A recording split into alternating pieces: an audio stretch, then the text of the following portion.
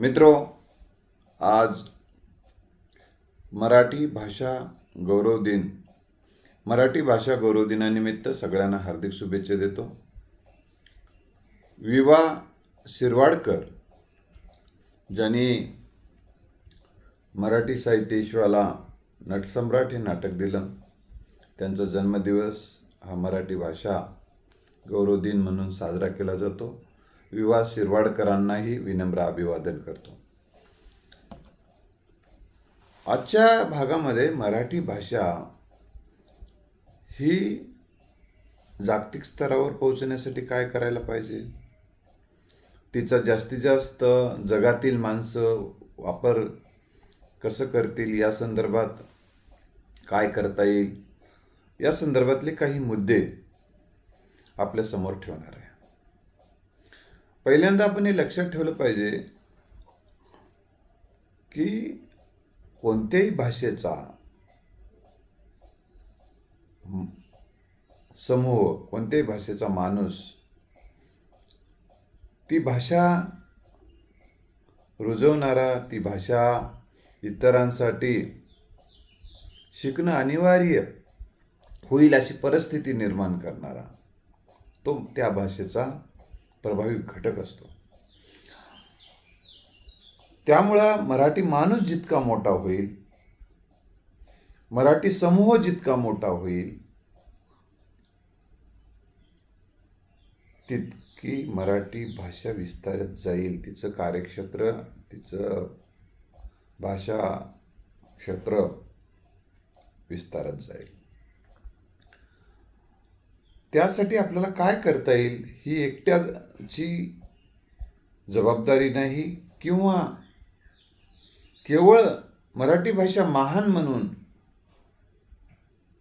आपल्याच माणसासोबत मराठी माणसंच मराठी माणसाला सांगायलेत की मराठी भाषा महान आहे, त्यानं मराठी भाषेचा विस्तार, विकास होणार नाही. तर इतर भाषिक मराठी भाषा कसे बोलतील, कसे समजून घेतील, त्यामध्ये कसा व्यवहार करतील, या संदर्भामध्ये जे काही कार्य होईल आणि त्याचा जी अंमलबजावणी होईल आणि त्याचा सकारात्मक रिझल्ट, सकारात्मक निकाल आपल्या समोर येत जाईल, तसा तसा मराठी भाषेचा विस्तार वाढत जाईल आणि हाच मराठी भाषेचा खरा गौरव ठरेल. त्यामुळं इतर भाषिक आपली मराठी भाषा का शिकावी, हा प्रश्न आपण स्वतःला विचारला पाहिजे. तुम्ही म्हणाल की मराठी भाषेमध्ये साहित्य आहे म्हणून शिकावी, मराठी भाषा अमृतातही पैजा जिंकणारी अतिशय गोड आहे, रसाळ आहे म्हणून शिकावी. आपण सांगू शकतो, त्याबद्दल काही वाद नाही. तिचं उपयोगिता मूल्य, कोणत्याही भाषेचं उपयोगिता मूल्य, ती भाषा विकसित व्हायला, विस्तारित व्हायला, ती अधिक लोकांपर्यंत जाण्याचं एक महत्त्वाचं कारण ठरते. तुमचं महत्त्व केवढं तुम्ही उपयुक्त बनाल, तेवढं जसं व्यक्तीला हे लागू आहे तेच भाषेला लागू आहे. आता भाषेची उपयोगिता वाढवण्यासाठी पहिल्यांदा ती भाषा रोजगाराची भाषा बनली पाहिजे. पहिल्यांदा ती एक रोजगाराची भाषा बनली पाहिजे. आता रोजगाराची भाषा म्हणजे काय? मराठी भाषा शिकल्यानंतर मराठी माणसाबरोबरच, मराठी माणसाला तर मराठी भाषा येणार, पण इतर भाषिकांना मराठी भाषा शिकल्यामुळे त्याला रोजगार मिळत असेल आणि मराठी माणसांनी, मराठी राज्यांनी इतर भाषिकांना नोकरी देत असताना, रोजगार देत असताना मराठी भाषा येणे अनिवार्य करावं लागेल. रोजगार, तोही रोजगार कसा द्यायला पाहिजे की इतर भाषा शिकल्यानंतर एखाद्या पदाला किंवा एखाद्या कामाला जो काही मोबदला मिळतो दुसऱ्या भाषेमध्ये त्यापेक्षा अधिक मोबदला मराठी भाषा शिकल्यानंतर त्या पदाला आणि त्या कामाला मिळाला तर लोक स्वतःहून मराठी भाषा शिकतील. मग मराठी भाषा शिकवण्यासाठी मराठी त्यांच्या भागात मराठी शिक्षण आणि प्रशिक्षण संस्था निर्माण करतील, मराठीचा अभ्यासक्रम तयार करतील. मराठीचे अभ्यासक्रम केल्यानंतर तशी परीक्षा होईल, त्यांना तशा पद्धतीचे सर्टिफिकेट्स, प्रमाणपत्र, डिग्र्या मिळतील आणि मग त्या डिग्रीचा उपयोग इकडे नोकरी मिळण्यासाठी मराठी भाषिकाकडे उपयोग होत आहे ही चाहूल जेव्हा लागेल तेव्हा मराठी भाषा शिकण्याकडे लोक धाव घेतील.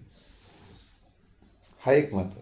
त्याचबरोबर स्वयंरोजगार, रोजगाराबरोबर स्वयंरोजगार, स्वतःचे उद्योग, व्यवसाय आणि व्यापार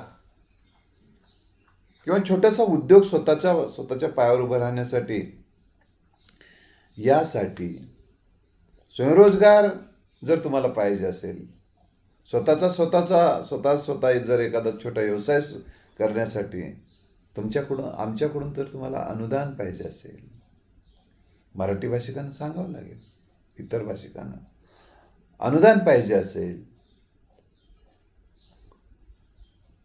तर तुम्हाला मराठी भाषा शिकणं गरजेचं आहे. त्याचबरोबर उद्योग, व्यापार आणि व्यवसाय आमच्यासोबत तुम्हाला करायचा असेल तर तुम्हाला मराठी भाषा शिकणं गरजेचं आहे. त्याचबरोबर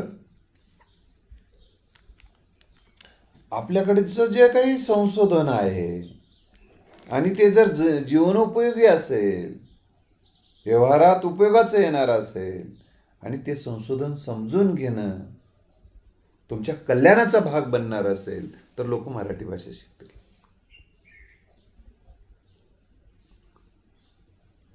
त्याकरिता आपल्याला मराठी माणसाला खूप कष्ट करावे लागतील या सगळ्या गोष्टी. आता आपण हे लक्षात घेतलं पाहिजे, आता केवळ ऑफलाईन व्यवसाय राहणार नाही, ऑफलाईन व्यापार राहणार नाही. सेवा ऑफलाईनचं प्रमाण कमी होत आहे. सगळ्या गोष्टीचं ऑफलाईनचं प्रमाण कमी होत आहे. ऑनलाईन व्यापार, ऑनलाईन सेवाचं क्षेत्र वाढत आहे. या ऑनलाईन क्षेत्राची भाषा देखील आम्हाला मराठी करावी लागेल, कारण तंत्रज्ञानाची भाषा जी असेल ती विकसित होणार आहे. तुम्ही तंत्रज्ञानाच्या भाषेपासून जर दूर राहणार असाल तर तुमची भाषा व्यवहारातून बाद होऊ शकते. ज्या चलनाचा उपयोग नसतो ते चलन बाद होत असते. तशा पद्धतीनं म्हणून आम्हाला व्यवहाराची भाषा, उद्योगाची भाषा, व्यापाराची भाषा ही करावी लागेल. ऑनलाईन पद्धतीनं आम्हाला वेबसाईट्स तयार करावे लागतील. वेबसाईटवर वेगवेगळ्या प्रोडक्ट्स, आपलं उत्पादन त्या ठिकाणी ठेवावं लागेल. आपल्याकडून मिळणाऱ्या सोयी सुविधा त्या ठिकाणी ठेवावं लागेल. आपल्याकडे मिळणारं नॉलेज सोर्स आपल्याला त्या ठिकाणी ठेवावे लागेल. आणि ते जर तुम्हाला त्या भाषेमध्ये, मराठी भाषेमध्ये शिकणं त्यांना अनिवार्य जेव्हा होईल, गरजेचं होईल. आता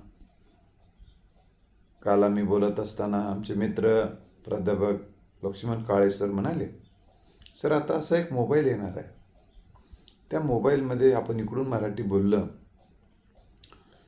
समजा चिनी माणसाला मराठीत बोललं तर त्याला चिनी भाषेत ऐकायला भेटेल आणि चिनी भाषा जेव्हा भाषिक आपल्यासोबत बोलेल तेव्हा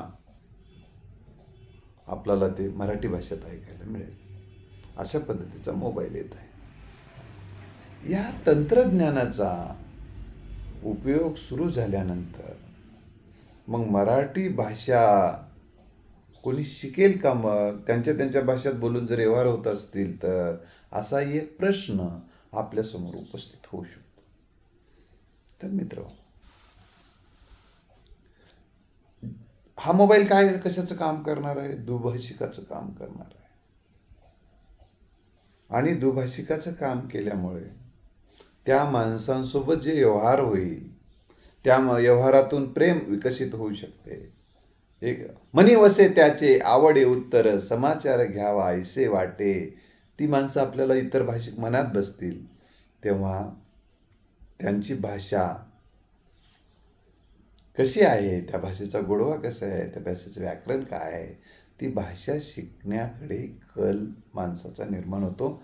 असे अनेक उदाहरणं आहेत. इतर भाषिक, मग तो प्रियकर असेल किंवा प्रियसी असेल, जेव्हा त्यांचं प्रेम होते त्यानंतर ते पहिल्यांदा इंग्रजीचा किंवा हिंदीचा वापर करतील, परंतु हळूहळू तर एक समजा मराठी आहे मुलगी आणि मुलगा कन्नड आहे किंवा इंग्रजी भाषेचा कोणते एक उदाहरण घ्या, तर हळूहळू ते एकमेकाची भाषा शिकतील. मी काल परवाच एक फेसबुकवरून एक व्हिडिओ ऐकला. ती दुसऱ्या देशातली सून आहे, ही ग्रामीण भागातली आई, तिची सासू आहे. ती बोलत असताना फार मस्त मराठीमधून ती रसाळ संवाद साधण्याचा, पण काही असं पूर्ण सलग वाक्य आणि पूर्ण व्याकरणाची बोलीभाषेला व्याकरणाची गरज नाही फारशी. हां, आता मी येत आहे हे कर्ता कर्म क्रियापदाचं वाक्य आहे. मी गावाकडे येत आहे. मी जेवण करत आहे, मी लेखन करत आहे, हे कर्ता कर्म क्रियापदाचं वाक्य आहे. मी लिहितो म्हणलं तर चालते ना. मी लिहितोय, मी जेवतोय म्हणलं झालं. मी येतोय म्हणलं की झालं. येतोय जातोय याच्यातून जे संवाद साधतोयच ना, जे अर्थपूर्ण संवाद ज्यातून घडतो ती भाषा आहे. इकडे तिकडे एखादा शब्द जरी झाला पण पुढच्याला जरी कळला काय म्हणायचं आहे तर ठीक आहे. तर मला ते उदाहरण एवढ्यासाठी सांगायचं आहे की मग त्याच्यात तो प्रेमात पडला. ती रशियन आहे, हा मुलगा मराठी भाषिक आहे, ग्रामीण भागातला आहे, त्याच्या प्रेमातून त्यांचे लग्न झाले. तर ती मराठी शिकते, तर शिकेल. प्रेमाने जग जिंकता येते. तिला गरज, जेव्हा माणसाला एखादी गरज निर्माण होते तेव्हा ती भाषा शिकते. आता आपल्याला काय आणखीन एक महत्वाचे काही मुद्दे बघत असताना इंग्रजीचा एवढा प्रभाव का निर्माण झाला याकडे लक्ष वेधावं लागेल. इंग्रजी जगात का गेली, इतका गाजावाजा का झाला? तर मित्रहो, इंग्रजी भाषिकांनी जे काही शोध लावले ते शोध समजून घेणं हे आपल्याला गरजेचं आहे. आता मला एक सांगा, जे शोध लावले एखाद्या बाबीचा तर त्याला एक नाव दिलं जातं. त्या शोध लावलेली वस्तू, शोध लावलेला जे काही घटक आहे तो जेव्हा जगात जातो त्याबरोबर तो अनेक शब्द घेऊन जातो आणि ते शब्द घेऊन गेल्यानंतर ते शब्द त्या भाषिकांना ती वस्तू वापरणं जर गरजेचं असेल आणि वस्तू वापरणं आता अनिवार्य होत आहे तर त्यावेळेस ते शब्दही वापरणं अनिवार्य होईल. उदाहरणार्थ, रेडिओचा शोध आपण लावला नाही, रेडिओचा शोध मार्कोनीने लावला. मग रेडिओ बरोबर अनेक शब्द मराठी भाषेमध्ये आले. रेडिओ आला तसं रेडिओच्या बरोबर अनेक शब्द आले. तर हे शब्द मराठी भाषिकांना शिकणं गरजेचं आहे. टी व्ही आला, टी व्हीबद्दल अनेक शब्द आले. मोबाईल आला, मोबाईल बरोबर अनेक शब्द आले. मोबाईलला काही जण त्याला आपल्या भाषेत नाव देत असतात. मग त्याला काय कशासाठी हे करतात खटाटोप मला नाही माहिती. मोबाईल आहे. तुम्ही नाव काय बदलणार? बिल क्लिंटनचं नाव काय बदलणार? बिल क्लिंटनच म्हणावं लागेल ना. त्याच्या निर्मात्याने ते नाव दिलेलं आहे. पण आम्हाला बिल क्लिंटनला वगैरे मराठी भाषेत काय म्हणावं? काय म्हणतोस तू? हां, त्याच्या मायबापाने जे नाव दिले तसं ज्या गोष्टीला नाव जे दिलेलं आहे तेच आपल्याला नाव बोलावं लागेल ना. लक्षात आलं का? हा, एकाच वेळी दोन ह्याच्यामध्ये जर शोध लावला असेल आणि त्यांनी सेम वस्तू तयार केली असेल, हां, ते जे शोध आलाय ना त्याला आपणही लावलेला आहे, तो त्याला आपण हे म्हणतो असं म्हणू शकता तुम्ही. आपण शोधच लावला नाही, नावच ठेवलंय. लक्षात आलं का?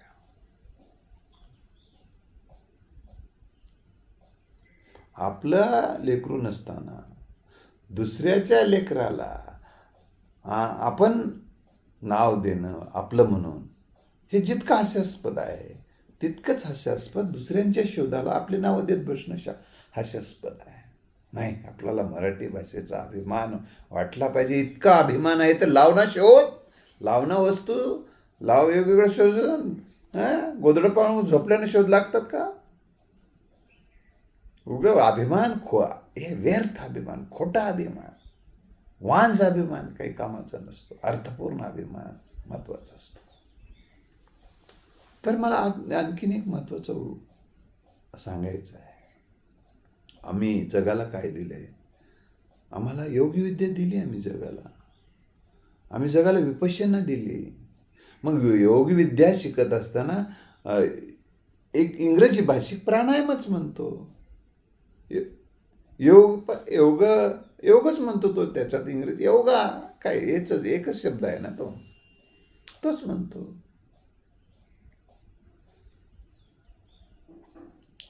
काही शब्दाला तो त्यानं त्याच्या भाषेत थोडासा बदल करूनही घेतला असेल. प्राणायामच म्हणतो तो. समाधीच हा शब्द वापरतात. भाकरीला ते भाकरीच म्हणतात. पदराला ते पदरच म्हणतात. भाकरीला ते जर भाकर म्हणत असतील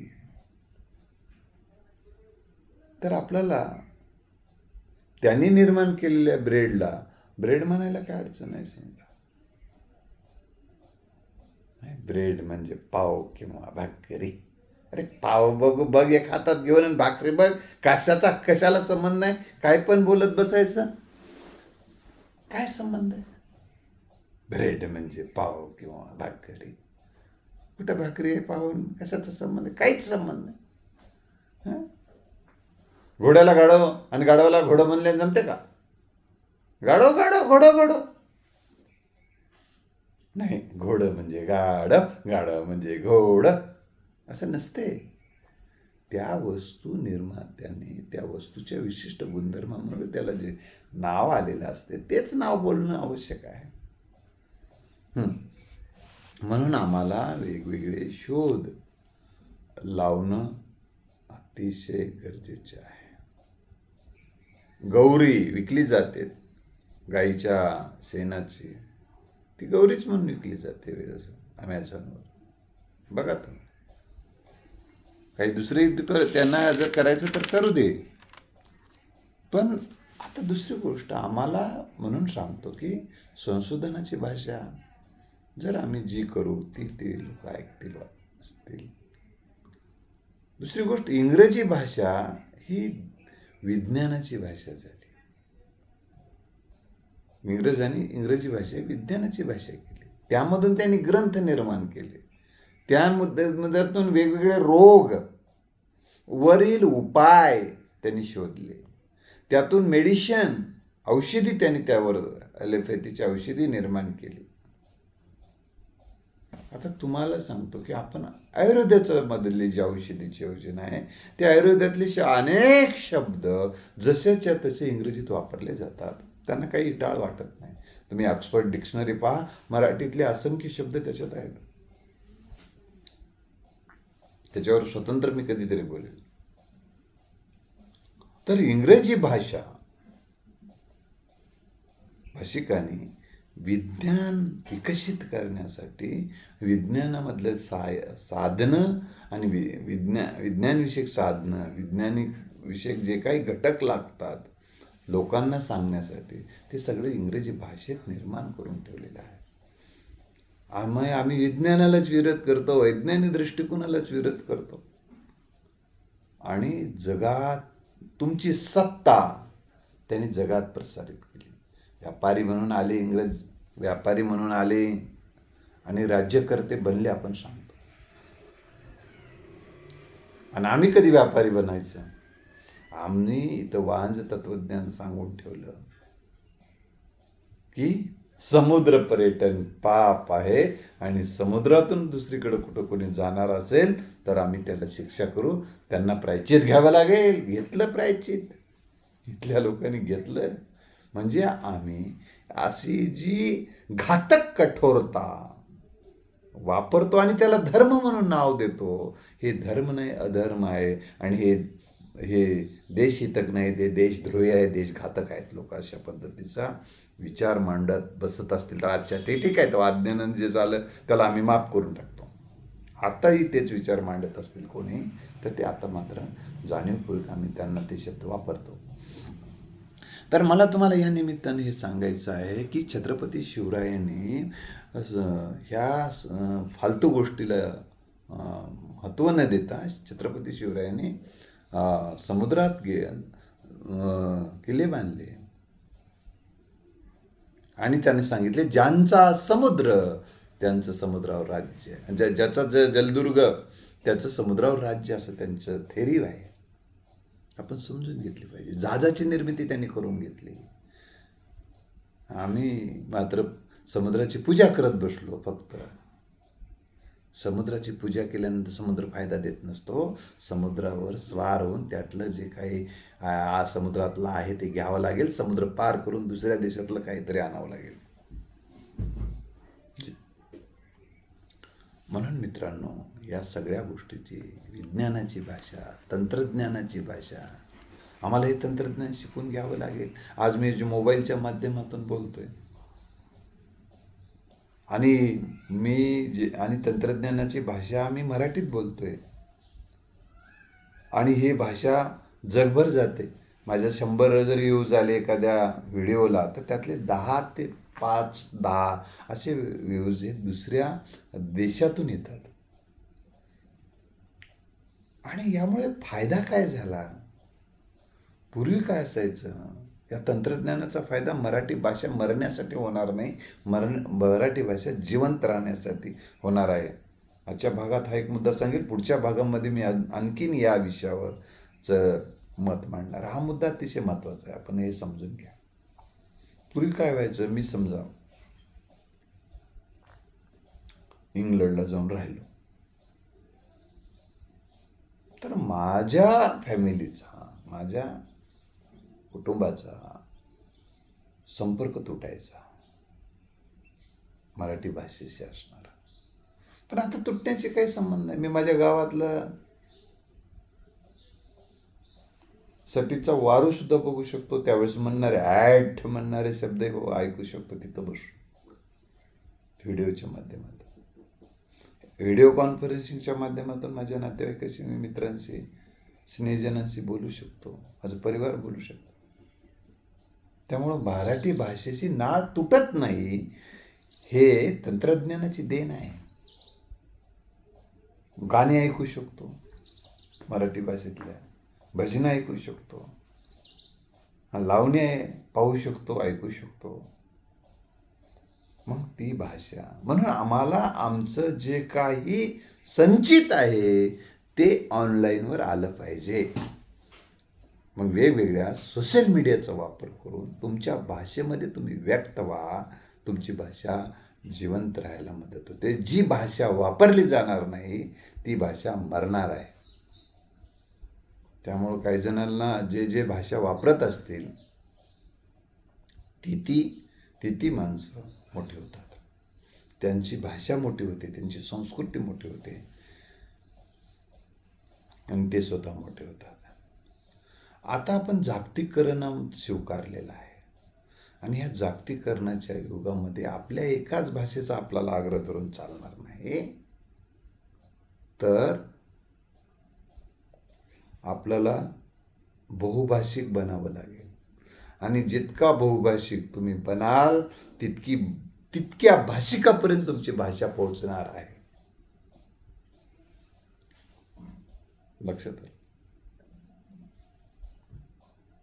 तुमचं प्रोडक्ट्स तुम्ही जे काही निर्माण केले, शेतामध्ये असेल, कारखान्यामध्ये असेल, त्यातला जो माल आहे त्या देशात पोहोचण्यासाठी, त्या राज्यात पोहोचण्यासाठी सुद्धा तुम्हाला त्यांची भाषा शिकावी लागेल. आणि ती भाषा तुम्ही शिकलात की त्यांना जिंकणं सोपं जातं.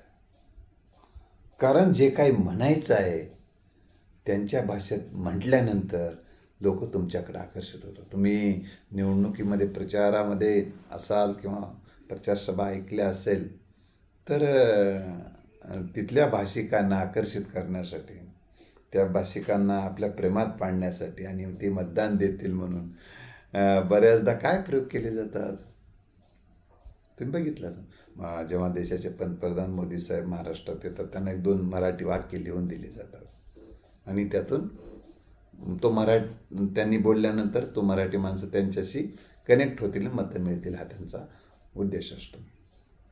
किंवा काही या आंध्र प्रदेशच्या बाजूला महाराष्ट्र आणि आंध्रा बॉर्डरला जे मराठी भाषिक गाव आहे, त्यातले काही तेलुगू भाषिक आहेत. ते मराठीतही बोलतात आणि तेलुगूमध्ये बोलतात. त्या तेलुगू भाषिकांना आकर्षित करण्यासाठी काही जण तेलुगूचे काही वाक्ये शिकून घेतात. म्हणजे मला या निमित्तानं सांगायचं, अशा नाटकीपणामुळे काही भाषा मोठी होणार नाही, भाषा आपली काही मोठी होणार नाही, पण ती नित्य गरज वाटली पाहिजे असं मला सांगायचं आहे. जेव्हा आपली नित्य गरज झाली पाहिजे तर ती भाषा तिथं तोही भाषिक जाणणारा समूह तयार होऊ शकतो. तर त्यांची ही गरज म्हणजे सत्ता प्राप्तीचं साधन जेव्हा भाषा ठरेल, घटक ठरेल, एक घटक ठरेल, तेव्हा ती भाषा लोक समजून घेतील. तर आपल्याला इंग्रज सत्ताधीश झाले म्हणून सत्ताधीशांची भाषा लोक शिकत असतात. इंग्रजांनी इंग्रजीमध्ये कायदे आणले, कायदा समजून घेण्यासाठी लोक इथं बॅरिस्टर झाले. बॅरिस्टर व्हायचं म्हटलं की मग इंग्रजी शिकावी लागली, कारण बॅरिस्टर होणं पण अनिवार्य झालं. कारण का खटले कसे सोडवायचे, मग त्यांचं न्यायालय, त्या न्यायालयामध्ये आपल्या माणसाला जर सोडवून आणायचं असेल तर त्यांना तिथल्या न्यायाधीशासमोर त्याच भाषेत बोलणं अनिवार्य होतं. तर मित्र, ह्या अनेक घटकांबद्दल पुढच्याही भागामध्ये मी आपल्याशी संवाद साधणार आहे. या पुन्हा एकदा मराठी भाषा गौरव दिनाच्या आपल्याला मी मनापासून शुभेच्छा देतो. आणि विवा शिरवाडकरांना जे साहित्यामध्ये ज्यांनी नटसम्राट दिलं, विशाखा काव्यसंग्रह दिला, त्यांना ज्ञानपीठ पुरस्कार मिळाला, त्यांचं असं महत्त्वपूर्ण असं मराठी साहित्याला योगदान आहे. त्यांना विनम्र अभिवादन करतो. आणि पुढच्या भागामध्ये या संदर्भात जे काही मुद्दे राहिलेत त्या संदर्भात मी बोलणार आहे. धन्यवाद.